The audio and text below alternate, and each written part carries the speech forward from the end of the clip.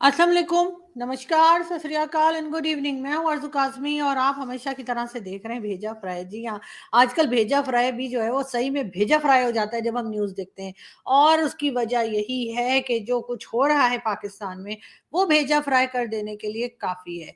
हम जी चलते हैं न्यूज़ की तरफ और आज तो ख़ैर और भी कई न्यूज़ है हमारे पास, लेकिन सबसे पहले हम बात करेंगे पाकिस्तान की पार्लियामेंट की।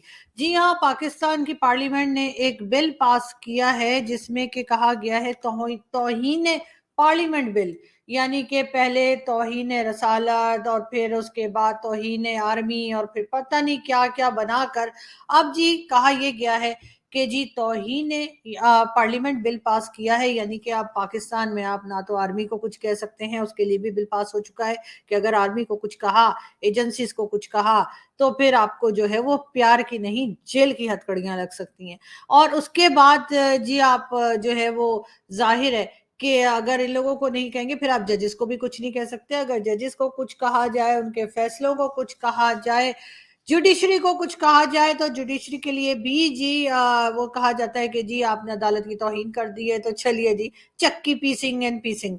लेकिन अब जी कहा ये गया है कि अब फाइनली जो है वो तौहीन पार्लियामेंट, यानी कि आप पार्लियामेंट को भी कुछ नहीं कह सकते, पार्लियामेंटेरियंस को भी कुछ नहीं कह सकते, तो फिर आखिर करें क्या? मतलब ये कि हम किसी को कुछ नहीं कह सकते। अब पाकिस्तान में अगर आपने किसी को कुछ कहना है, किसी के काम के ऊपर आपको ये कहना है कि आपको पसंद नहीं है या किसी किस्म का क्रिटिसाइज़ करना है, तो मेरा ख़्याल है कि फिर आप किसी और कंट्री में जाके किसी भी पार्लियामेंट को या किसी और कंट्री के किसी भी इदारे को तो कह सकते हैं।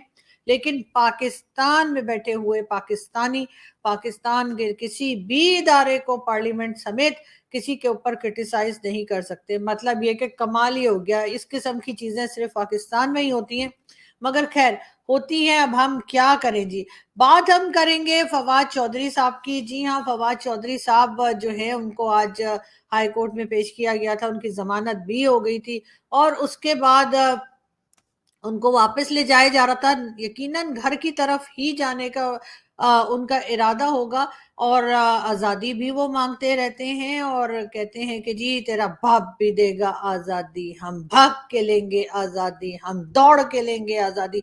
जी हाँ, ये सुनिए ज़रा। के लेंगे, हम लेकर रहेंगे, मेरा बाप भी देगा। बैठते ही आगे वाली सीट पर वो बैठे हैं और जब उन्हें यह अंदाजा हुआ है कि पुलिस उन्हें गिरफ्तार करने आ रही है तो फवाद चौधरी फौरी तौर पर भागे हैं वापस हाई कोर्ट के अहाते में, एक बार फिर अंदर दाखिल हो गए हैं गिरफ्तारी से बचने के लिए। देखिए बहुत भाई, देखिए कोई नहीं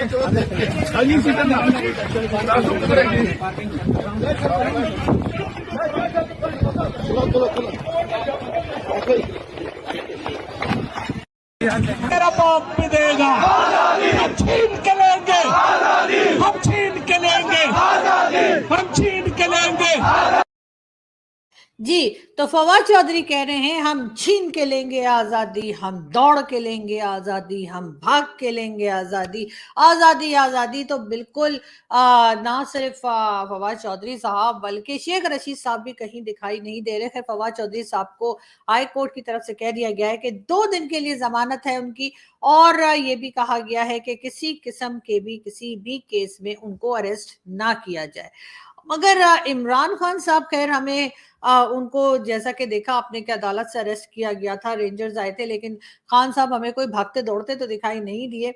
मगर ये ज़रूर है कि इमरान खान के साथी जिनमें फवाद चौधरी हो गए वो जी भागते दौड़ते दिखाई दिए, उनके साथ-साथ शाह महमूद कुरैशी साहब कहीं नज़र नहीं आ रहे और जी उनके कई दूसरे साथी इमरान खान साहब के शेख रशीद साहब मिल नहीं रहे, उनके भतीजे जो हैं वो भी नहीं कहीं दिखाई दे रहे। तो इमरान खान के आसपास जो एक टक्कर के लोग कहे जाते थे, वो टक्कर के लोग कहाँ टक्करें मार रहे हैं मालूम नहीं। लेकिन बहरहाल दिखाई कहीं नहीं दे रहे और इस वक़्त खान साहब जो हैं वो हमें तन्हा दिखाई दे रहे हैं और फवाद चौधरी के भागने दौड़ने से ये लग रहा है कि जो पुलिस हमारी यानी कि जो पुलिस हमारी ले जाती है तो इसका मतलब ये है कि अच्छी खासी खातिर भी होती है, वरना फवाद चौधरी साहब को इस तरह से भागने की क्या ज़रूरत थी।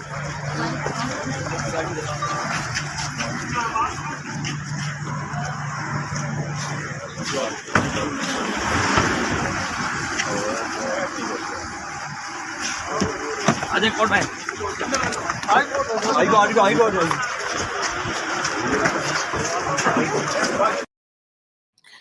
क्या ही अच्छा हो कि जब जो भी हमारे हुक्मरान आते हैं, जो भी हमारे पॉलिटिशियन या पॉलिटिकल पार्टीज जब पावर में आती हैं, तो वो इस बात को ना भूलें कि ये पावर जा भी सकती है और जाने वाली ही होती है। क्योंकि हमेशा के लिए तो आप मिनिस्टर्स या प्राइम मिनिस्टर नहीं बने होते। तो उस वक्त अगर ख्याल कर लिया जाए और दूसरे लोगों को तंग ना किया जाए जो कि पोजीशन में होते हैं या कि उनके ऊपर क्रिटिसाइज कर रहे होते हैं, अगर उन लोगों को इस किस्म की तकलीफें आप ना दें जो कि आपको नहीं देनी चाहिए, तो यकीनन आपके साथ भी ऐसा कुछ नहीं होगा। क्योंकि कहते हैं ना, कर्मा कर्मा के ऊपर बहुत से लोग हो सकता है बिलीव ना करते हो, लेकिन मैं बहुत करती हूँ। तो मेरा ख्याल है कि ये सब कुछ वही हर एक के साथ हो रहा है जो वो करते रहे। मरियम नवाज एक हमारी पॉलिटिशियन है, नवाज शरीफ साहब की बेटी हैं, और उनके बेडरूम में और बाथरूम तक में जो है होटल के कैमरास लगाए गए थे। अब अगर कोई सोचे इमरान खान साहब रियासत मदीना बनाने जा रहे हैं, बहुत रिलीजन का नाम इस्तेमाल करते हैं, लेकिन क्या उन्होंने एक मिनट के लिए भी सोचा कि किसी खातून, किसी लेडी या किसी फीमेल के वॉशरूम और बेडरूम में आप जो है वो कैमरा फिक्स कर रहे हैं? मतलब ये कहाँ का तरीका है? मगर बहरहाल उनके बाद जो है उन्होंने इसी तरीके से कई लोग अरेस्ट हुए, जिसमें बिलावल भुट्टो जरदारी की जो फुप्पी यानी कि बुआ जो है, उनको भी फरियाल तालपुर उनको भी अरेस्ट किया गया था और बड़ा कुछ हुआ था। लेकिन फिर भी हमारा ख्याल है कि इस तरह से नहीं होना चाहिए। और इस वक्त जो गवर्नमेंट मौजूद है उसमें राना सनाउल्लाह साहब और कई दूसरे लोग जो कि जाहिर है कि मिनिस्टर्स हैं पीएमएलएन के, उनसे हम यही रिक्वेस्ट करेंगे कि सर प्लीज मत डराइए इन लोगों को, मत इनको इस तरह से इनकी दौड़ें लगवाइए। ठीक है, आपके साथ गलत हुआ था, लेकिन कम से कम आप गलत मत कीजिए, इसलिए कि वक्त बदलता रहता है। और ये देखिए फवाद चौधरी साहब का क्या हाल हुआ है। एक तो सबसे पहले ये कि फवाद चौधरी साहब आप जेल गए या नहीं गए वो तो एक अलग कहानी है, लेकिन प्लीज आप सच में दौड़ना शुरू कर दें, इसलिए कि आपको अपना वजन कंट्रोल करने की बड़ी सख्त जरूरत है। और मेरा ख्याल है हो सकता है कि इस किस्म की एक्सरसाइज जो हमारी पुलिस करवा रही है उससे आपका ही कुछ भला हो जाए। ये देख सकते हैं जैसे ही कोर्ट ने इनको रिलीज किया वापस बाहर गए तो गाड़ी में बैठे पुलिस ने फिर इनको गिरफ्तार करना चाहा। और ये देखिए फवाद चौधरी साहब को फिर अंदर जैसे ही पंजाब पुलिस। इमरान खान ने एक जेल भरो तहरीक का ऐलान किया था। इमरान खान का कहना था कि उनके वर्कर्स और उनके पार्टी मेंबर्स जो हैं वो जेलों में जाएंगे और हम जेलों को भर देंगे।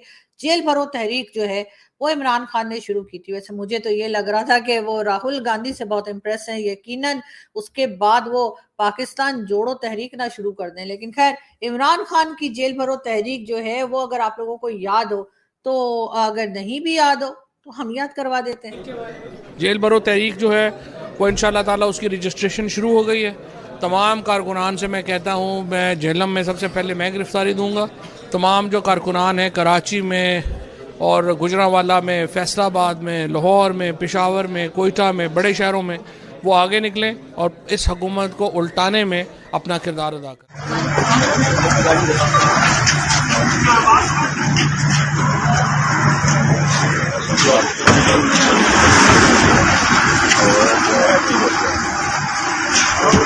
अजय कौन है?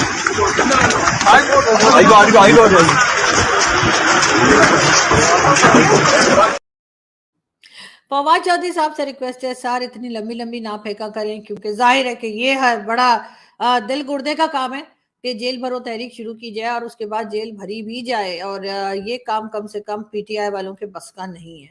वैसे तो पीएमएलएन वालों के बस का भी नहीं है, वो भी लंदन भाग जाते हैं, कभी कहीं और भाग जाते हैं।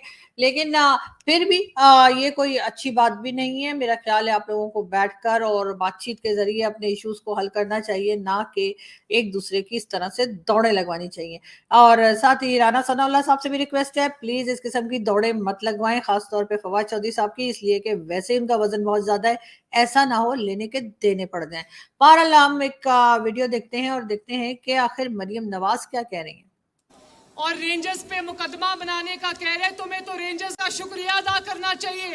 जो टांग तुम्हारी 6 महीने से ठीक नहीं हो रही, वो रेंजर्स ने 2 घंटे में ठीक कर दी।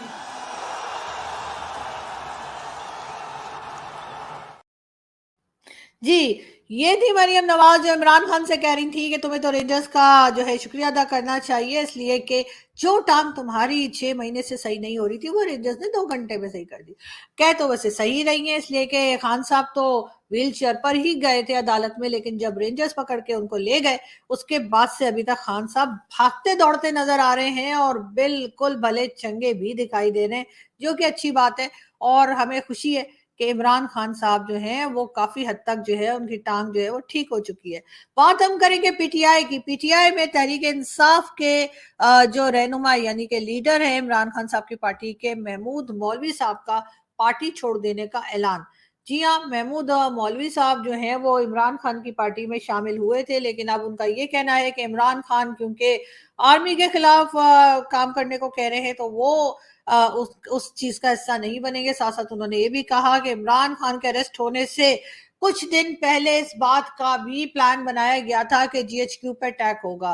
अब इनकी बात कहां तक सही है मालूम नहीं, लेकिन बहरहाल फिलहाल ये इमरान खान की पार्टी छोड़कर अलग हो चुके हैं, यानी कि 9-2-11 हो गए हैं। खान साहब को उन्होंने तनहा तो नहीं कह सकते, लेकिन बहरहाल इस वक्त खान साहब की पार्टी को छोड़ दिया है। शहरियार आफरीदी, जी हाँ, इमरान खान साहब की पार्टी के एक और नगीने जो हमेशा कहते हैं कि जी मैंने जान खुदा को देनी है, तो बिल्कुल शहरियार आफरीदी को भी अरेस्ट कर लिया गया है। और ना सिर्फ शहरियार आफरीदी को बल्कि उनकी बेगम को भी अरेस्ट कर लिया गया। और बहुत से लोग ये एतराज भी कर रहे हैं कि आखिर उनकी बेगम का क्या लेना देना है, उनको किस खुशी में अरेस्ट किया गया है। लेकिन खैर ऐसा होना नहीं चाहिए। मेरा ख्याल है कि अगर उनका पॉलिटिक्स से कोई लेना देना नहीं है शहरियार आफरीदी की बेगम का, तो उनको अरेस्ट नहीं करना चाहिए और ये बिल्कुल गलत हो रहा है।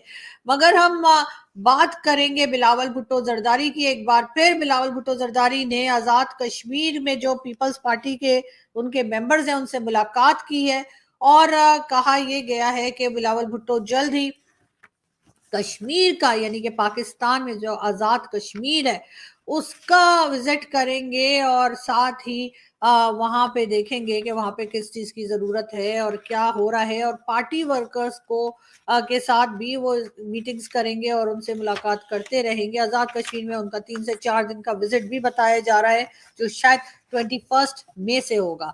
मगर कमर जमान कायरा यानी कि कमर जमान कायरा साहब जो पीटीआई पीपल्स पार्टी के मेंबर हैं, उनका कहना ये है कि जी हम कश्मीर के इशू को दुनिया के सामने रखेंगे और बताएंगे कि जी दुनिया को ये भी बताएंगे कि जी आखिर कश्मीर में हो क्या रहा है और किस किस्म की प्रॉब्लम्स हैं और भारत क्या कर रहा है। उन्होंने भारत का नाम भी लिया और कहा कि हम बताएंगे कि आखिर भारत जो है वो क्या कर रहा है कश्मीर में। तो मेरा ख्याल है कि ये बात तो सर सभी लोगों को मालूम है कि भारत क्या कर रहा है कश्मीर में, यानी कि वहां पे जो मॉल्स बन रही हैं, जो डेवलपमेंट्स हो रही हैं, जिस तरह की इन्वेस्टमेंट हो रही है, तो उसके लिए मेरा ख्याल है आपको इतना घबराने की जरूरत बिल्कुल भी नहीं है। जी, बात हम कर रहे थे जी कमर जमान कायरा साहब की, जो कि पीपल्स पार्टी के मेंबर हैं, यानी कि बिलावल भुट्टो जरदारी की पार्टी के मेंबर हैं। और उनका ये कहना है कि जी भारत जो कुछ कर रहा है कश्मीर के अंदर वो हम दुनिया के सामने लाएंगे। तो बिल्कुल जी दुनिया के सामने, जैसा मैंने पहले कहा, लाने की कोई खास जरूरत नहीं है, इसलिए कि दुनिया को पता है कि कश्मीर में भारत क्या कर रहा है, किस किस्म की डेवलपमेंट्स हो रही हैं और किस किस्म की लोग जो है वो इन्वेस्टमेंट कर रहे हैं। और साथ साथ बहुत सी ऐसी चीजें हैं जिसमें शॉपिंग मॉल भी है और बहुत सारे दूसरे डेवलपमेंट के काम जो हैं वो भारत जो है बहुत बड़ी इन्वेस्टमेंट जो है वो लगा रहा है कश्मीर के अंदर। यानी जम्मू कश्मीर जो कि भारत के पास इस वक्त है, उसमें भारत क्या कुछ कर रहा है दुनिया को पता है। आप सर ये बताइए कि आप लोग पाकिस्तान के पास जो कश्मीर है उसमें क्या कर रहे हैं, कौन सी ऐसी डेवलपमेंट आपने की है, कौन सी रोड्स बनाई हैं, कौन से शॉपिंग मॉल बनाए हैं, कौन सी यूनिवर्सिटीज बनाई हैं, और सबसे बढ़कर कौन सा ऐसा मतलब वहां पर आप बता सकेंगे कि वहां पर जो एयरपोर्ट है वो चल रहा है या नहीं। यानी कि अगर किसी ने आना हो तो वो क्या करे, क्या वो इस्लामाबाद, लाहौर या किसी और जगह के एयरपोर्ट के ऊपर पहुंचे और उसके बाद आजाद कश्मीर पहुंचे। ये चीजें भी जरा आप सोच लीजिए। बाकी तो खैर आपकी मर्जी है सर, आप लोगों को इतने 75 साल में हम नहीं कुछ समझा सके तो अब क्या खाक समझाएंगे। लेकिन उसके साथ साथ मैं आपको ये भी बताती चलूं कि JUIFA यानी कि फजलुर रहमान साहब की पार्टी के मौलाना जो है हाफिज इलामी हाफिज हमदुल्ला जी हाँ, हाफिज हमदुल्ला का कहना यह है कि इमरान खान की पार्टी जो है वो पाकिस्तान की आरएसएस है। ये क्या बात हुई? ये तो पता नहीं क्या बात हुई, लेकिन बहरहाल उनका कहना है कि जो तोड़ फोड़ मचाई गई, जो चीजें जलाई गई, बिल्डिंग जलाई गई और जो हंगामा किया गया, उस वजह से उन्होंने ये कहा कि इमरान खान की पार्टी पाकिस्तान तहरीक इंसाफ को उन्होंने जो है वो मिला दिया आरएसएस से। लेकिन मैं ये जरूर कहना चाहूंगी मौलाना साहब से कि जरा आप एक बार पढ़ लीजिए कि आरएसएस क्या है, और उसके बाद अगर आप कंपेयर करते हैं तो आपकी मर्जी है। लेकिन बहरहाल हमें तो नहीं लगता कि आरएसएस और पीटीआई में किसी तरह का भी कोई आप कंपैरिजन निकाल सकते हैं। मगर खैर, हमारे यहाँ इतनी बातें कहाँ कौन सोचता है, ये तो सभी जानते हैं। मगर हम साथ साथ ये भी कहेंगे कि जी 9 मई को वाकयात पर आर्मी एक्ट के तहत मुकदमा चलाने का फैसला भी नहीं किया गया, ये कहना है ख्वाजा आसिफ साहब का। लेकिन ख्वाजा आसिफ साहब, हम आपको ये बताते चलें कि अब ये फैसला कर लिया गया है कि जिन लोगों ने तोड़फोड़ और घेराव जलाव किया था, उनके ऊपर आर्मी एक्ट के जरिए, मतलब आर्मी एक्ट के तहत ही जो है वो केसेस बनेंगे। और यकीनन जब आर्मी एक्ट के तहत केसेस बनेंगे तो वो चीज काफी खौफनाक होगी। और कहा यही जा रहा है कि अगर ऐसा हो गया तो फिर इमरान खान और पीटीआई की तो जी खटिया खड़ी हो जाएगी। मगर देखते हैं कि क्या होता है। फिलहाल तो खैर ये फैसला आ चुका है और इस पे आप समझ सकते हैं कि क्या होगा। इमरान खान का कहना ये है कि जी बता दें इमरान खान को मजीद केसेस में किस दिन आना है, उस दिन की तारीख जो है वो उनको दे देते हैं। ये कहना है जी इस्लामाबाद हाई कोर्ट का कि इमरान खान को जिस दिन कोर्ट में बाकी केसेस में आना है तो एक ही दिन पे ये सारा केसेस सब निपटा दिए जाए। फवाद चौधरी साहब जो हैं उनके लिए जी गाड़ी से उतर के जो वो भागे हैं, उसके बाद से जी काफी न्यूज में इस वक्त फवाद साहब ही चल रहे हैं। लेकिन जैसा हमने पहले आपको क्लिप्स भी दिखाए, काफी अफसोस भी होता है देखकर के हमारे पॉलिटिशियंस का हाल क्या है। पंजाब फौजी ब्लॉक में हमला करने वालों के खिलाफ आर्मी एक्ट के तहत कार्रवाई के फैसले की मंजूरी। जी हाँ, पंजाब में जिन लोगों ने आर्मी के जो हेडक्वार्टर्स पे और जिस भी जगह पे अटैक किए थे, उनके लिए जैसे मैंने पहले कहा कि ये मंजूरी आ गई है कि आर्मी एक्ट के तहत ही उनके ऊपर कार्रवाई होगी, जो कि यकीनन बड़ी सख्त होगी। और काफी लोग इस बात से परेशान भी हो गए हैं। और ये भी कहा जा रहा है कि अगर ऐसा हो गया, जो कि हो ही जाएगा जब आर्मी एक्ट के तहत उस चीज को मंजूर कर लिया गया है, तो फिर जी फवाद चौधरी साहब जो हैं उनका भागना हमें समझ में आता है। लेकिन अब पीटीआई को जो है काफी सख्त वक्त देखना पड़ सकता है। बहरहाल हम चलते हैं एक और वीडियो की तरफ और फिर बात करते हैं। तो पता चले भाई साहब की वेस्ट का साइज है,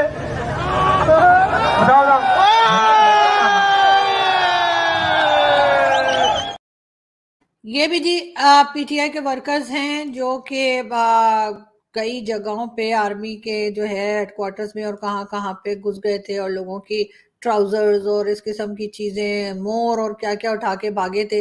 मगर खैर कितना भी इख्तिलाफ सही, लेकिन बहरहाल अब ये जो जिस किसी ने किया है उसके बाद क्या होगा, क्या सोचा था? सरदार बहुत खुश होगा, शाबाशी देगा। नहीं जी, सरदार लगाएगा 2 कान के नीचे। तो अब देखने की बात ये है कि देखते हैं कि क्या होता है, इमरान खान साहब जीतते हैं या कि दूसरी तरफ की पॉलिटिकल पार्टीज और एस्टेब्लिशमेंट।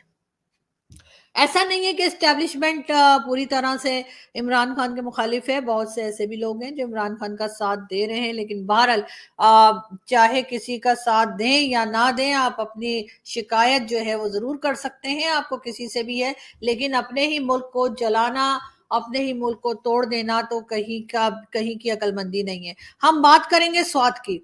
स्वात के एक स्कूल में, बच्चियों का स्कूल था जी, छोटी जो गर्ल्स स्कूल होता है, वहां पर जो गार्ड है उसने स्कूल वैन के अंदर जाके छुट्टी के टाइम पर कोई 6 से 7 बच्चियां थी जिनके ऊपर फायरिंग कर दी।